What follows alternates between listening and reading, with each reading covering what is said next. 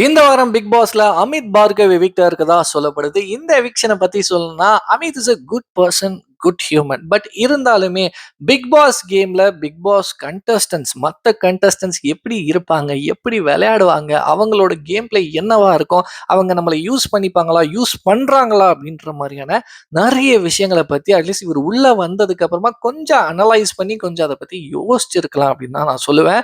ஏன்னா நிறைய இடங்கள்ல யாரு தப்பு பண்ணாங்கன்னே தெரியாம, தப்பு பண்ணவங்களுக்கே இவர் தப்பு அவங்க தப்பு பண்ணாங்க அப்படின்னு தெரியாம நிறைய இடத்துல சப்போர்ட் பண்ண மாதிரியான ஒரு சில விஷயங்கள்லாம் நம்ம பார்த்திருப்போம்.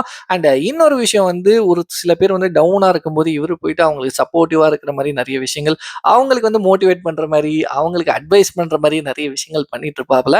பட் இப்போ இவர் போய் சப்போர்ட் பண்ணார்ல, அவங்க உள்ள இருக்காங்க. ஆனா அமித் இப்போ எவிக்டா இருக்கதா சொல்லப்படுது.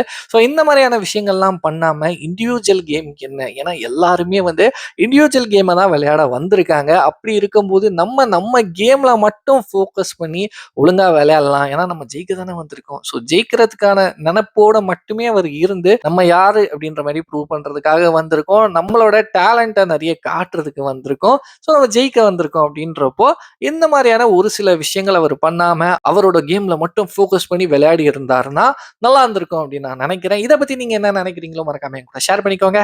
பாய்.